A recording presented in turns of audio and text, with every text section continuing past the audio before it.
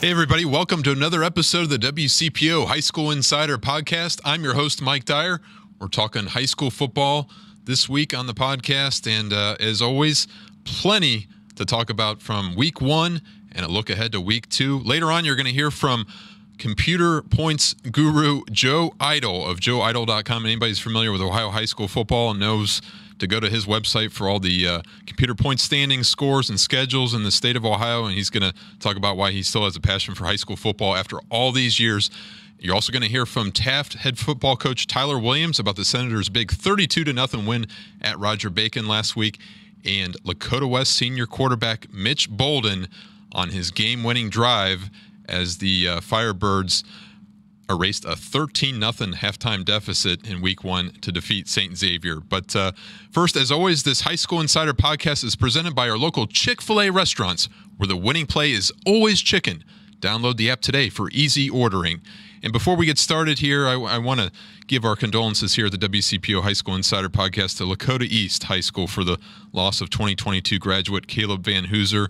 The freshman Indiana State University cornerback died in a single vehicle accident early Sunday morning, and I was able to talk to Coach Rick Haynes, a very somber weekend, obviously, there in Liberty Township, and Rick told me how much Caleb was loved by everyone around school, his classmates, the teammates, and teachers, and the whole entire staff there. And you can read more about that on WCPO.com. Lakota East will wear number 2 in tribute to Van Hooser on Friday night, and number 2 decals on their helmets as the Thunderhawks host Lakota West in that annual district rivalry. Well, first up, it was a huge matchup there in Westchester Township on Friday night as Lakota West and St. Xavier got together again to open up the entire season, and senior wide receiver Ben Minnick of Lakota West made his only reception of the night count in the biggest moment of the game, as he told me after the game, it was a now or never moment. He caught a 2-yard touchdown pass on a slant pattern from senior quarterback Mitch Bolden with just 21 seconds remaining to give the Firebirds the lead for good, and they erased that 13-0 halftime deficit. Coach Tom Bolden told me after the game it was the worst first half of football he's ever coached, and he's been at this quite a long time. But the magnitude of that moment for Lakota West in front of almost 5,000 fans wasn't lost on Mitch Bolden, who's the son of Coach Tom Bolden. He started his 33rd career game on Friday night, and he explained to me why it was probably the best moment of his high school football career. Team down the field. Well, number one goal was to score. That was the only thing going through my mind. We had that goal line situation with the change of downs and everything. I just wanted to score, and you know, I had a bad first half, but you know, there's more game, you know what I'm saying? That's what I kept saying to myself. I said, relax, play football, play the game I love, and I ended up doing that in the second half, and I'm so proud of my boys and my team for fighting back. Coach mentioned you broke a few chairs at halftime. What was the scene like there with the guys? You know, we weren't satisfied, you know, and there were some chairs broken. I'm not even kidding. So, but we knew, like we just got to be physical in the second half and play football. You know, we weren't playing football, and we ended up doing that. So the chairs were meant to be broken, I guess. How much were you ready for this moment next? Man, senior year, man. This is probably the best game I've ever been a part of, you know, and I'm glad, you know, it's happened in my senior year and I can experience all of it. What was that like when you knew Ben caught it? Honestly, I didn't see him catch it. All I saw was the referee's hands go up, and that was the best moment ever. That was probably the best moment I've ever had in football. Is that right? Yes, sir. Truthfully say that. Yes, sir. It was top 10. It was top 3 moment. It was amazing. What's this do for you guys? Week one, it's got to set the foundation of confidence, obviously. Yes, sir. You know, it's great to leave with a win, but we didn't play our best. So I didn't play my best. I don't believe I played at my best at all. But that's good. You know, that transition from week 1 to week 2 is a great learning like period, and you know, I think we'll be better next week. How do you explain is it just a tale of two halves? I mean, just drop passes, kind of miscues there in the first half? Yes, sir. It was first half, drop passes, bad reads by me, bad throws, ball wasn't coming out right, not good blocking. And then the second half, we played football, like I said. We blocked, we were physical, I relaxed and threw the ball, and it was good. What was this crowd like tonight, and just these lights when you guys score? It was amazing. You know, the lights, I didn't know the lights were a thing, so when they scored that first touchdown, that was awesome. I really like it, and the crowd the Red Sea is awesome. They showed out tonight, and it was awesome. Well, it's likely too premature to say that this was a season-defining moment. It's only been one game through the season, but if you take a look at what Mitch Bolden and the Firebirds offense did compared to what they had in the first half, where it was just seemed like they just couldn't get things together. They were never in sync. But I tell you what, that game-winning drive, starting about 3 minutes to go, that really showed a lot of poise and resilience on the offensive side there for the Firebirds. So Coach Tom Bolden, he knows that the team didn't play its best, as Mitch just alluded to, the fact that there's a lot of improvement that needs to happen when it comes to week 1 to week 2 heading into Lakota East. But if you're a Firebirds fan, certainly things are looking well. And for St. X, a lot of people had talked about the 18 starters that graduated from a year ago, only 2 starters on each side of the ball returning. But I tell you what, the Bombers are going to be a force to be reckoned with when it comes to the latter half of this season. They play on ESPN at Loyola Academy, a team out of the Chicago area, this Sunday. And I am interested to see how St. X and Coach Steve Specht respond after that close loss week 1. Well, while there was a dramatic ending there in Westchester on Friday night, the outcome wasn't in doubt on Thursday night as the season officially opened around the state of Ohio. Taft shut out Roger Bacon 32-0 at Bron Basovich Memorial Stadium.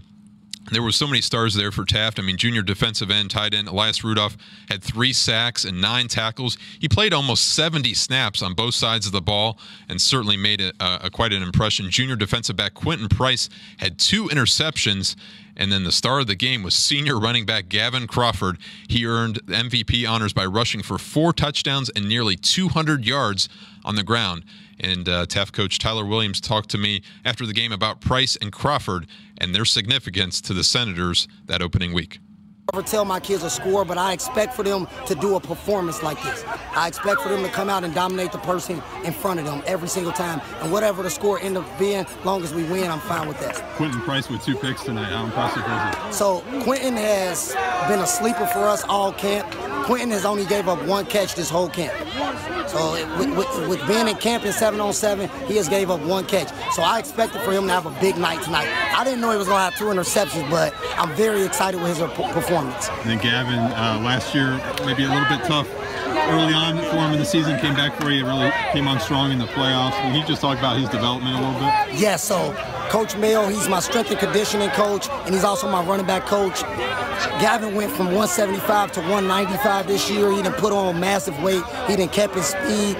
I think he runs harder than almost any running back in the city right now. And with our line is getting movement, and how Gavin sees those holes and run, the sky's the limit for him.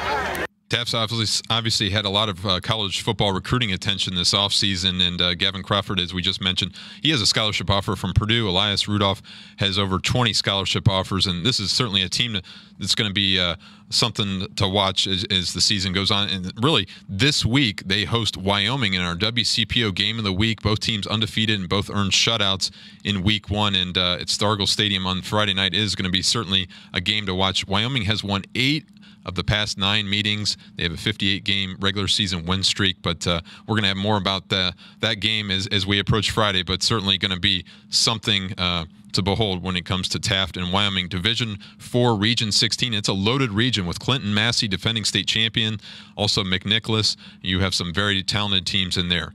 I want to remind everybody this High School Insider podcast is presented by our local Chick-fil-A restaurants. Catering is Chick-fil-A's winning play of the game. Perfect for your tailgate parties. Order today in the app. And while it's only week 2, it's never too early to start thinking about the playoffs. Last week, I had a chance to catch up with Joe Eitel. If you follow high school football in the state of Ohio, you certainly have used Joe Eitel's website. He keeps track of all the schedules and scores and computer point standings from a statewide basis and beyond. And the Central Ohio resident talked to me about how he begins the process of tracking all these scores on a Friday night, how he puts together the schedules, and why he has a passion for high school football after 23 years of doing this. Well, Joe, obviously the start of the high school football season around the state of Ohio, 712 teams planning to play 11-man football, according to the OHSAA. And obviously anybody who follows high school football around the state knows about your website. And tell us a little bit about how this came about. Why you're so interested in keeping track of the computer points rankings throughout all the regions and 7 divisions, and just your passion for high school football. So it started probably back in high school. I started following the rankings. I went to Westfall. They had a pretty good team at the time. And they were always near the top, but never quite broke through at that time. And I was just curious, how the rankings were calculated. And at that point, I didn't figure it out. But after I got through college, it was a programming exercise I needed to kind of stay sharp on my programming skills. And it just kind of made a natural fit there because I still follow the rankings. So I started out year 2000. I did that for the first time.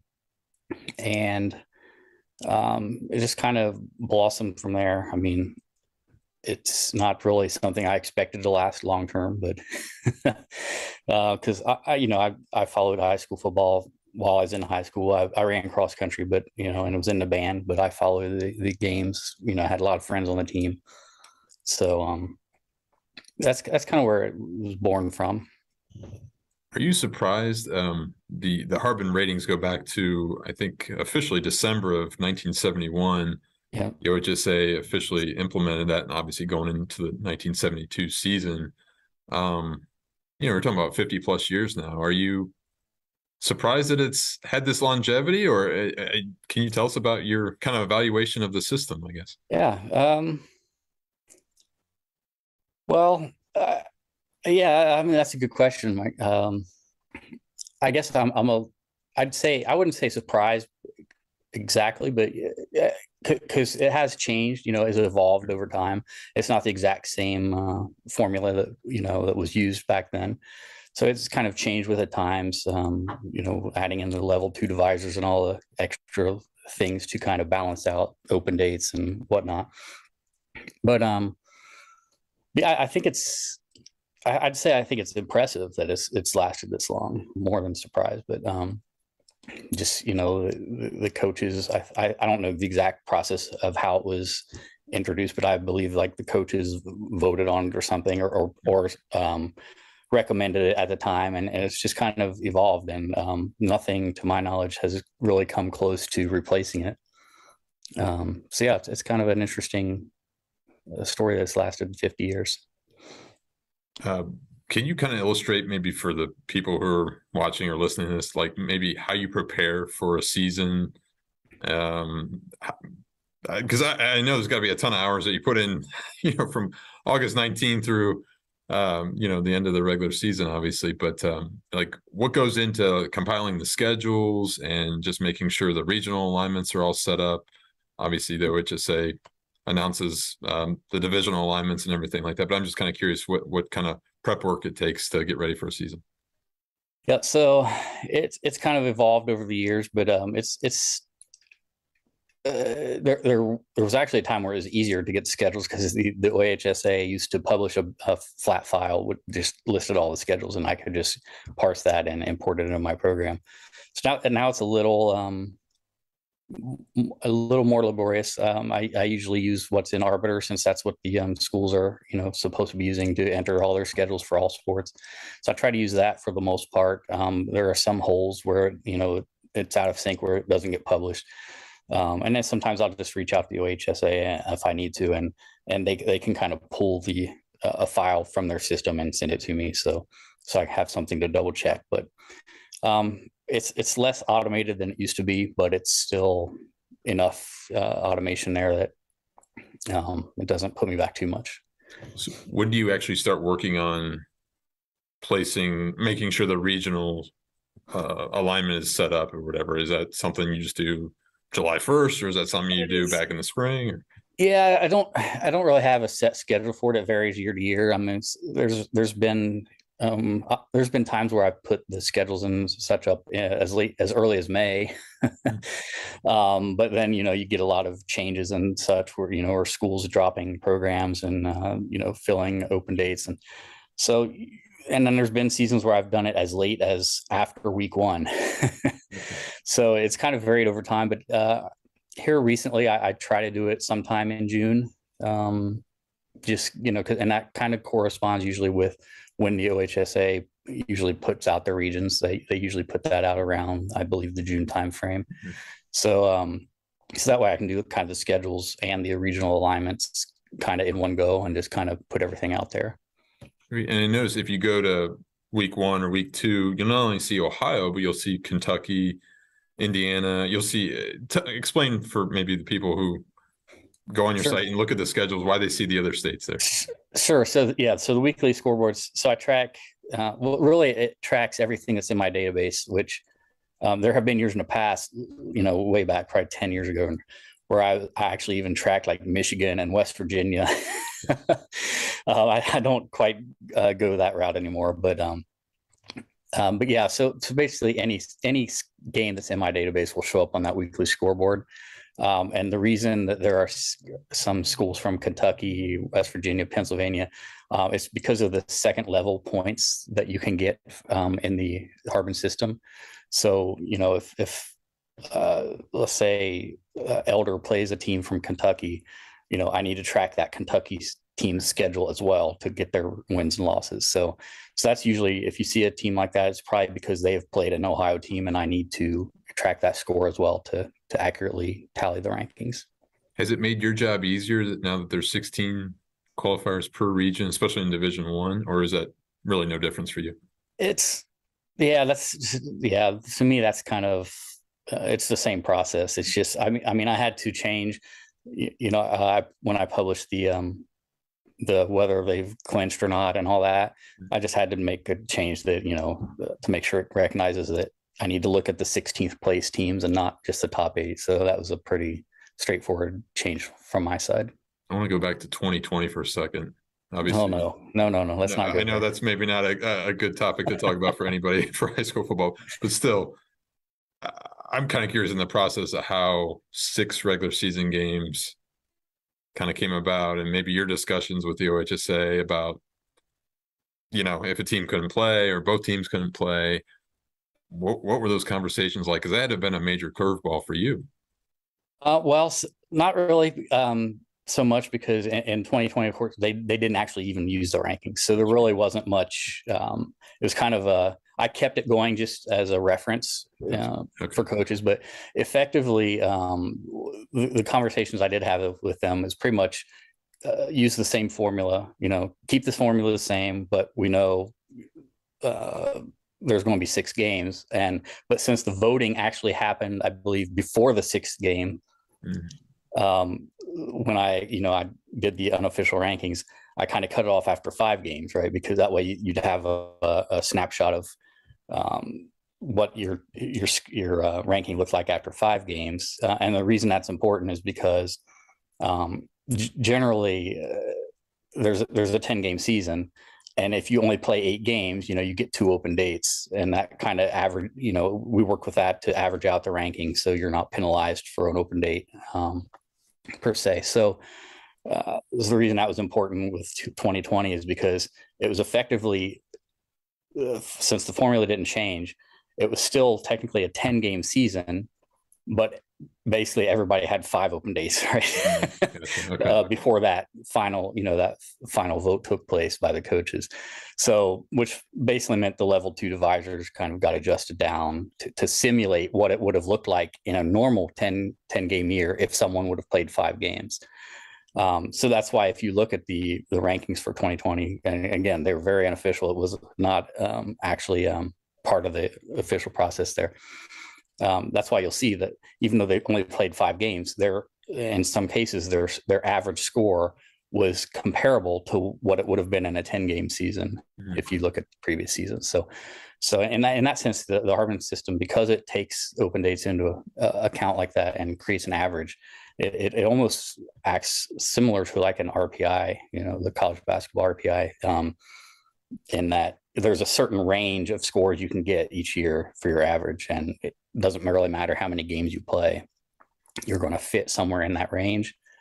And of course, then there's other differences there with the divisional weighting, with like 6.5 points for Division I and all that. That's not part of the college basketball RPI, but so that's where the similarities end. But so yeah, that's kind of my involvement with 2020. The decision to play 6 games and not use the Harbins. That was kind of, I think, internally made, and rightfully.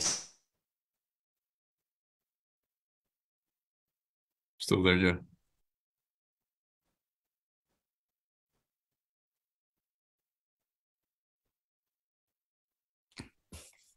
Still there?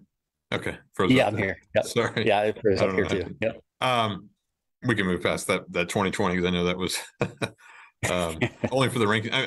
Did you get feedback from coaches though? They appreciate you putting those, even though they voted for the seating. I mean, is that something you heard that was beneficial to them? Yeah, I think there were a few that kind of that dropped in a note. I mean, there are pretty much every year, coaches, especially towards the end of the year, some coaches kind of chime in and send me an email or post something on Twitter and say thanks for everything you do and stuff. So yeah, definitely there was still that. And there were a couple, confused because just because of the smaller divisor and all that technical stuff there. There were some points of confusion, but it is what it is, I guess. How important is it for you to keep the archive seasons where people can go back and look at previous seasons? I mean, it's really cool, I think. Yeah, it's very cool. It's because I use it a lot too. But yeah, it's grown to the point now of this will be the 23rd year. And it's grown to the point where it's actually kind of hard to navigate. So I've kind of been working in the background, getting some search functionality in there so we can more easily find the schools we're looking for in a given year and things like that. And I've also been working in over the past, off and on, probably the past 15 years or so. As time allows, I've been trying to piece together even more historical seasons. Mm-hmm. So hopefully, I don't know, I don't have a timeline for that right now, but I would like to see that sometime this year if possible, going back at least to 1970. So, and which would cover all the years of the Harbin system. And actually 1970 was the first year of the where they went from the 2-class to the 3-class system. So that's kind of a nice round cutoff point for this first phase. But so I'm kind of looking forward to that. Like I said, hopefully I can get that out sometime this year, maybe after the season. What was the inspiration behind that? Just being able to have that reference or curiosity? It was more. Yeah. I think as I was moving forward with the seasons, I'm like, man, it would be nice to go back. And then actually, that's probably the most requested feature I get from people in emails is, hey, do you have any historical seasons for school X or school Y or whatever? And, and I usually just say, I don't, or, that's what I said at the time. Now, sometimes now if someone asks me, I've got it, I think I'm about, I only need about 50 more scores, I think. Wow. To be done with 1970. And most of those are like one-off, hard to find schools. Like the Hillcrest team that's around the Cincinnati area, that they're not always easy to find their scores. So there are a few from there, and even I've got St. Rita, which they used to play back in the 80s, and so that's kind of the ones I'm missing. But I'll have that out. But yeah, it's just more or less the combination of people seem to want that. Plus my database is kind of set up naturally to handle that. I just need to, again, import the schedules and find the scores just like I do for the current day. Have you ever had your website just be totally overloaded because of the amount of users there on a Friday night or Saturday? That used to be an annual event on week 10. It was, how many hours will Joe Eitel be up tonight before it crashes? And that was related to the hosting provider I had and the fact that it was shared server and all kinds of other technical stuff that basically, yeah, I easily overused my allotment. But I've alleviated that in the past seasons. I've moved to a different host. It's a cloud-based, so I can kind of expand. I have more than one instance of the site running. So if one goes down, the others are there for a failover. So So I don't think it's been a problem here the past 3 to 4 years, but yeah, that definitely was an annual occurrence at one point. Do you actually see the sharp increase in traffic starting around week 5, 6, or when does it actually really take off during it's so I've looked at some of the charts and things of the traffic in the past, and it's kind of interesting because it kind of starts in the summer. You'll see a little bit of a nudge up when the schedules are out, and then week 1 is a little nudge up, and then it kind of dips down in the week. It's mostly on Friday, Saturday, Sunday when people are checking it out, and during the week it kind of dips back down, and then again to week 2 a little higher, and it just keeps going up and up, and then week 10 is just like through the roof. It's an interesting chart to look at. But do you know how many page views you've had on the most on a single day by chance? I don't. I haven't really looked at the counts here in the past few years, but the last I checked was probably 2018, I'd say. And I believe there were like 20 million page views in week 10 alone, just from that Friday to Saturday period. But yeah, I haven't paid too much attention to that, because I just trust that people are getting what they want to get out of it, and I'm happy to keep publishing it out there as long as I can. Have people asked you whether you've wanted to add sponsors to this or monetize this in another way? Have you had offers in the past? I've had a few. And I haven't made that leap yet. On one hand, I kind of like to have it ad free,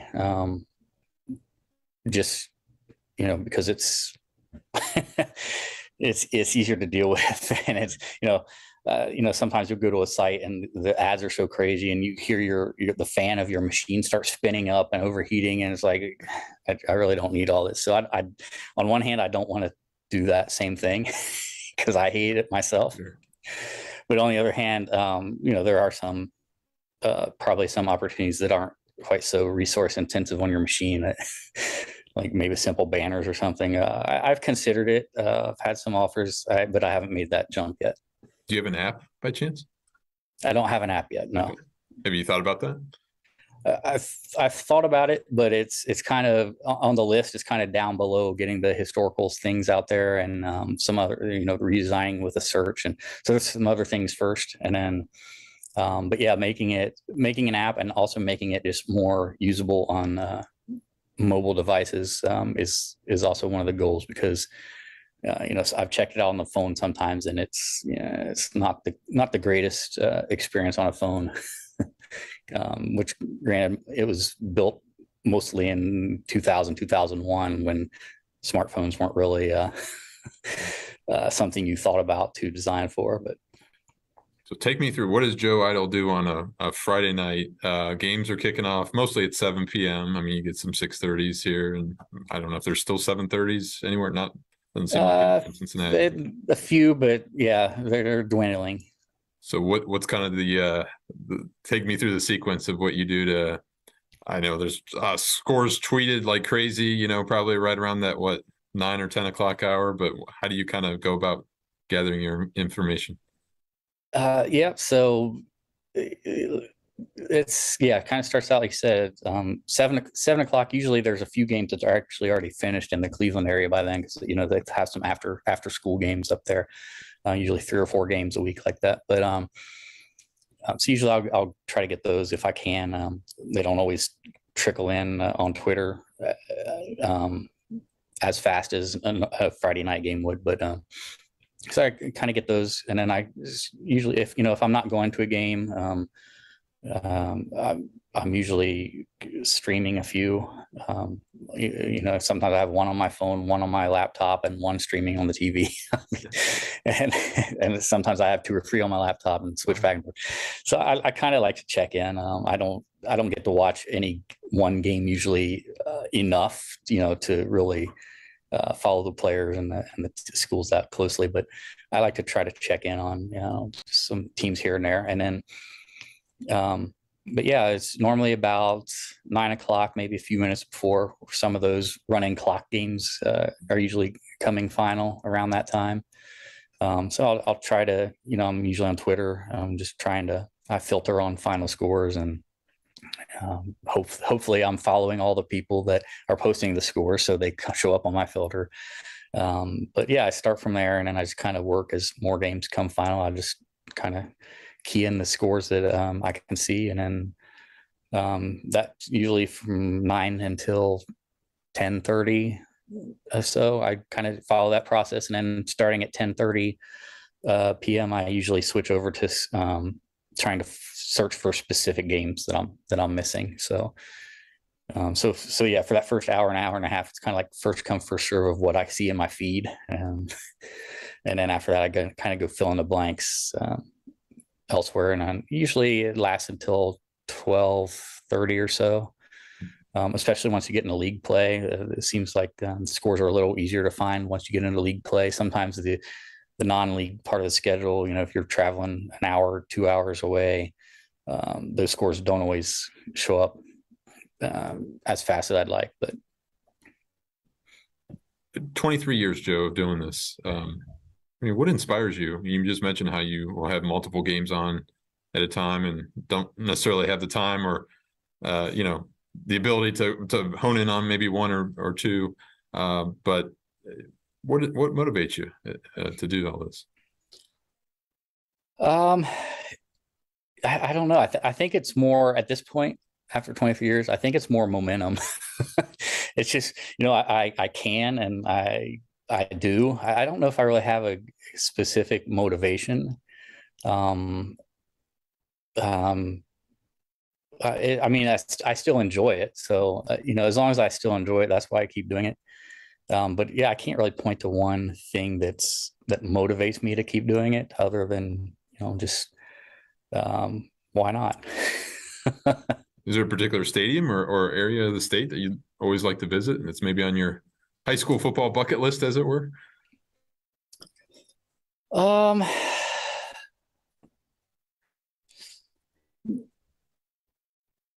Not really. I would like to go to some games, but some more frequently, or out of area games, I guess I should say.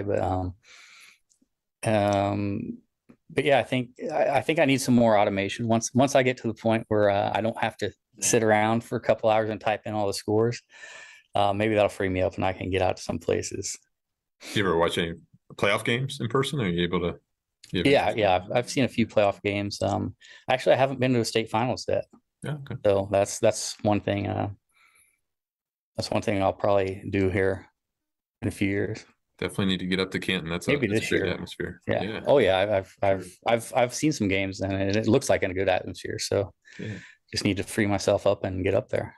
I guess finally, what can the public do? High school football community, the fans, ADs, coaches, whoever follows. What can they do to help you or make your life easier? Obviously, they could tweet, and accuracy is everything in this business, as we all know. But is there anything in particular that could help you do your job better, I guess, to help serve the public? I'd say for the most part, they've done great, especially, the ADs and the sports writers who tweet out the scores, or whoever's running the school account. I assume it's an AD or an SID, or maybe it's a student or whatever, but they do great jobs of posting their school scores. Conference websites do pretty good job of posting out their league scores. So I think from my standpoint, I really don't have any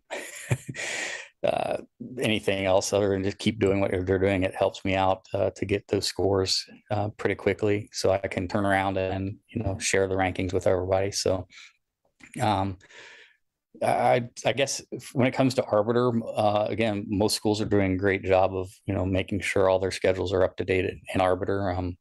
So I just say keep doing that. That's what helps me the most, is keeping the schedules updated and getting the accurate scores.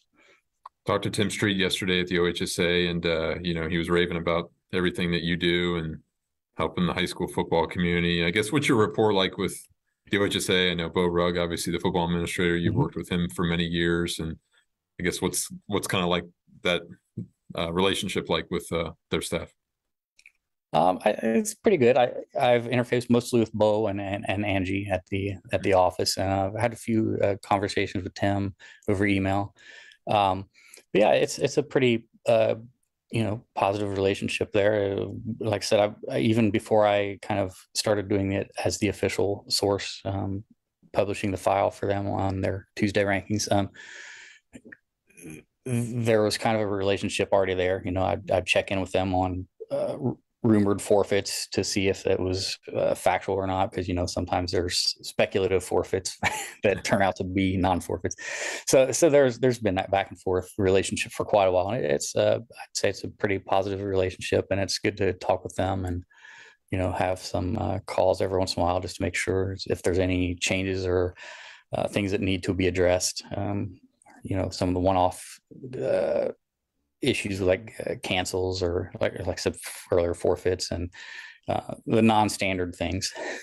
I know they would just say would have the say on this, but the strength of schedule component was mentioned a couple of years ago, and I'm just kind of curious if that's come up in anything, and obviously not for this season, but I mean just a more focused point of emphasis, I guess, if you see that in the future.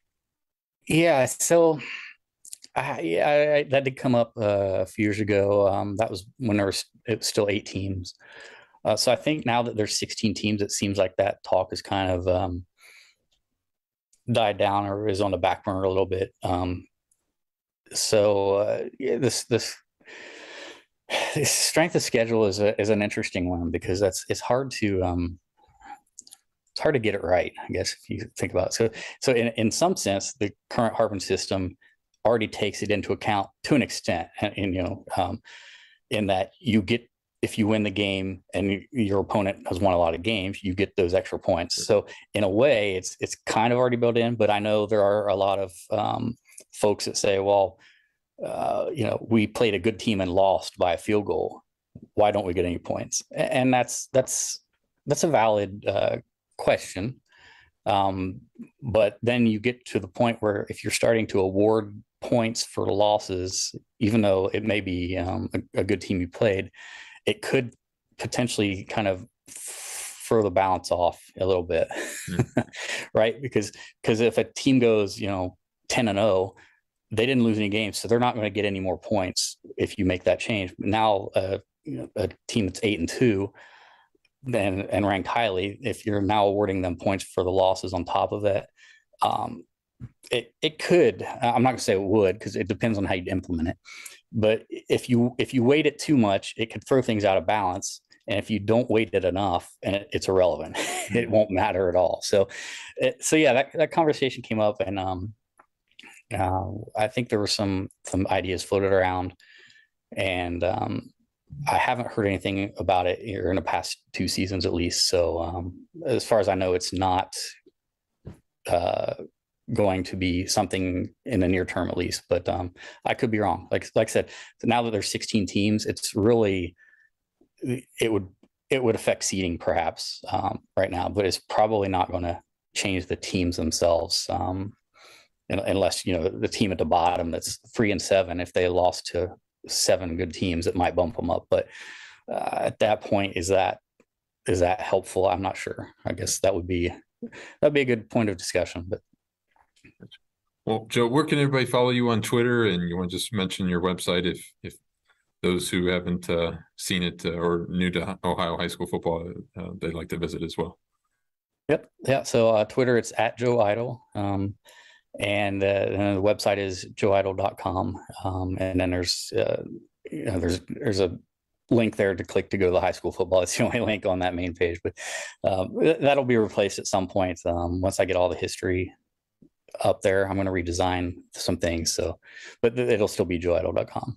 Joe, thanks for everything you do for high school football here in the state of Ohio, and appreciate your time and perspective here on the WCPO High School Insider podcast. All right. Thanks, Mike.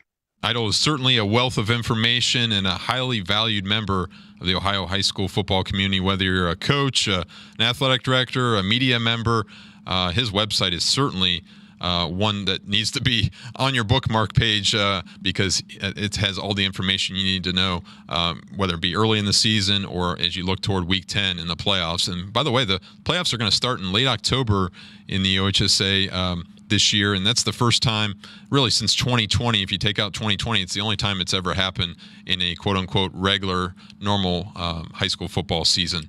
He told me after the game, I asked him a little bit about his bucket list there. You heard in that interview, and he told me after that interview that he'd like to see a game at Nippert Stadium or at the Pit at Elder High School one day. So certainly hoping that makes that will get going and happen for him. And he's never seen a state finals game either. So hopefully Tim Street and the people at the OHSA can get him a ticket to Tom Benson Hall of Fame Stadium there in Canton this December, because it will be a memorable game for him to watch. That's all we have for you this week on the WCPO High School Insider Podcast. Thanks for listening and watching. Our WCPO Game of the Week, again, is Wyoming at Taft on Friday night. Marshall Kramsky and I will be there to have the pregame coverage for you. We will have all the highlights for you on the Friday Night Frenzy, watching some other games as well. Coleraine at Princeton, Pickerington Central at Elder, Kings and Turpin. I mean, there's so many games to watch. Paintsville at Beechwood. By the way, Beechwood, two-time defending Class 2A state champion. I mean, they have a 24-game win streak there in Kentucky. So plenty of great games for you on the slate in Week 2. Thanks again for watching. We'll talk to you next week.